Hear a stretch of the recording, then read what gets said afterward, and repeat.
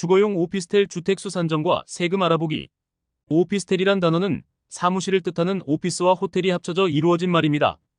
단어 그대로 업무와 함께 주거까지 가능한 건축물로 우리나라에서 처음 공급된 오피스텔은 한국개발공사가 마포구에 조성하였습니다.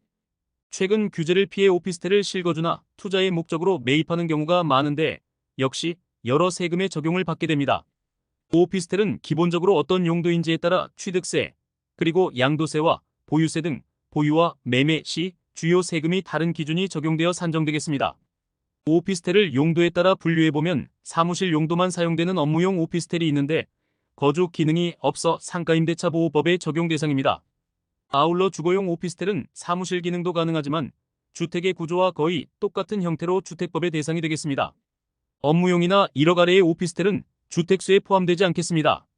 특히 투자 목적으로 오피스텔을 구입하는 경우라면 용도에 따라 달라지는 세금을 면밀히 살펴야 하겠습니다. 오피스텔 세금 중 가장 기본적인 것이 취득세입니다. 아파트를 다수 소유한 사람이라도 오피스텔을 매입하게 될 때는 4.6%의 단일세율로 취득세가 발생하게 됩니다. 예를 들면 아파트를 5채를 소유한 다주택자가 오피스텔을 추가로 구입하더라도 취득세의 경우 중과되지 않는 특징이 있습니다. 하지만 반대로 오피스텔을 일실 소유한 사람이 아파트를 매입하여 2주택자가 되는 경우 조정지역이라면 8%의 취득세 적용을 받게 되겠습니다. 이때 매수한 시점이 중요한데 2020년 8월 11일 이전에 오피스텔을 계약했다면 주거용 오피스텔 세금의 경우 주택수에 포함되어 산출됩니다. 주거용 오피스텔 세금 중 재산세도 중요하며 높은 가격의 부동산을 추가로 보유하고 있다면 종합부동산세 납부의 대상도 될 수 있습니다. 주거용 오피스텔의 경우는 당연히 자산세의 대상이 되며 주택수로 인정되어 종부세를 산정할 때 종부세 역시 중과되겠습니다. 아울러 임대를 통해 소득이 발생한다면 5월에 종합소득세로 반드시 신고해야 하겠습니다. 하지만 업무용이라면 재산세의 경우는 부과되지만 주택수에 포함되지 않아서 종부세의 중과 대상이 되지는 않겠습니다.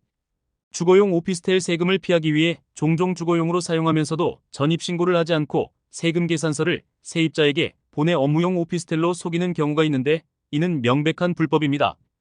철저하게 조사가 진행되며 주거와 관련된 침대 등의 물품이 발견될 경우 주거용 오피스텔로 인정됩니다.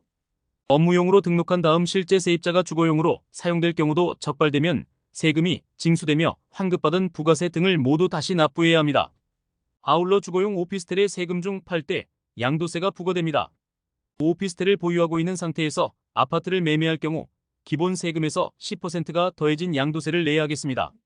양도세 중과 부담을 덜기 위해 주거용에서 업무용으로 용도를 바꿀 때는 2년 의무적으로 보유를 해야 하겠습니다.